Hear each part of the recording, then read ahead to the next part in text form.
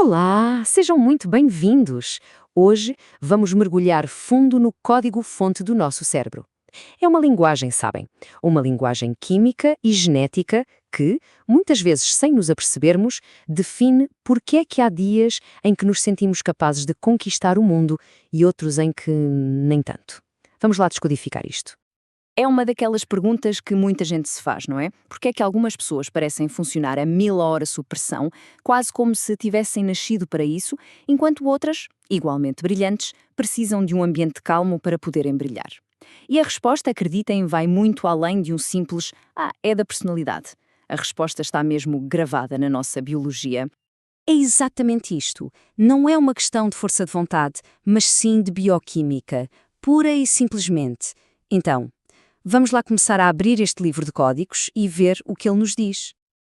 Ok, então, para decifrar este código, primeiro temos de conhecer os mensageiros, os neurotransmissores.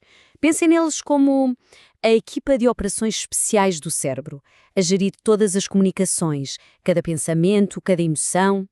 E vamos começar, claro, pelo membro talvez mais famoso desta equipa, o grande motivador. Aquele mensageiro que nos dá a garra e a vontade de ir atrás das coisas. Falo, claro, da dopamina. A dopamina é basicamente o nosso foguete da recompensa. É o combustível que nos impulsiona para um objetivo, seja ele um projeto no trabalho ou simplesmente ir buscar um café. Mas aqui o equilíbrio é tudo. Se há pouca dopamina, instala-se a apatia, a falta de prazer. Mas se os níveis disparam, bem, essa busca incessante por recompensa pode levar a caminhos bem perigosos. Pois é, mas a vida não pode ser sempre a acelerar, certo? Precisa de equilíbrio. E para isso, vamos conhecer a grande força estabilizadora da equipa, a serotonina. Se a dopamina é o acelerador, a serotonina é o nosso controle de estabilidade interno. Não se trata daquela euforia do momento, mas sim daquela sensação de fundo de que está tudo bem. É ela que regula o humor, o sono, o apetite. Não é de admirar, portanto, que quando os níveis estão desregulados, a ligação com a depressão e a ansiedade seja tão direta. Ok, já temos o acelerador e o estabilizador. Mas e o travão? O que acontece quando o sistema precisa de abrandar, de parar mesmo? Para isso, temos o nosso último mensageiro da equipa principal. O GABA é literalmente o pedal do travão do cérebro. A sua função é acalmar o sistema nervoso, dizer ok pessoal, vamos abrandar. Sem GABA suficiente, o cérebro fica como que preso no modo ligado, o que leva à ansiedade, insónias, é absolutamente essencial para conseguir-os relaxar. Certo, e esta é a grande questão, não é? Temos a dopamina a acelerar, a serotonina a estabilizar e o GABA a travar. Mas afinal, quem é que está ao volante? Quem é que está a dar as ordens a esta equipa química toda? Bem, a resposta está na nossa genética. Pensem num gene. Não é mais do que uma instrução, uma única receita no enorme livro de receitas que é o nosso ADN. E claro, algumas dessas receitas são especificamente para gerir estes nossos neurotransmissores. E é exatamente aqui que a história se torna profundamente pessoal. Porque os nossos genes atuam como gestores de bastidores, a dirigir o desempenho destes mensageiros químicos de forma única em cada um de nós. Para que isto fique bem concreto, vamos olhar para um exemplo muito poderoso, o gene COMT.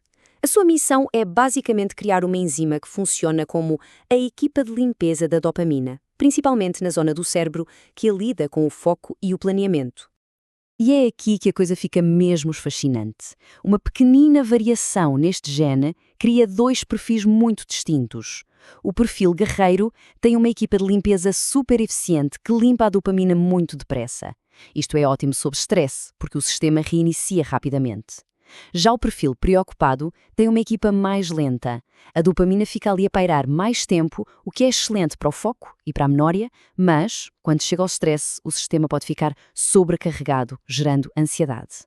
É um exemplo perfeito de como a genética não cria doenças, mas sim tendências. Mas claro, a história não acaba num único gene. É tudo um sistema interligado, uma dança complexa. E o mais incrível é que tudo isto começa com algo tão básico como aquilo que comemos. Reparem só nesta cadeia de montagem. Começa tudo com a matéria-prima, a comida. Depois, um gene como o MTHDR atua como processador a transformar os nutrientes. A seguir, a fábrica do cérebro usa isso para construir, por exemplo, dopamina. E no final, o nosso gestor, o gene de COMT, decide quanto tempo essa dopamina fica ativa. Uma pequena alteração em qualquer um destes passos e o resultado final, o nosso estado de espírito, pode ser completamente diferente. É incrível. E esta é talvez a mensagem mais importante de todas. A nossa genética não é uma sentença de prisão. É mais como um mapa. Não dita o nosso destino, mas aponta as nossas tendências, os nossos pontos fortes naturais e talvez as áreas onde precisamos de um bocadinho mais de atenção. É um guia, não uma jaula. Portanto, ao compreendermos estas tendências, ganhamos o poder de trabalhar com a nossa biologia e não contra ela.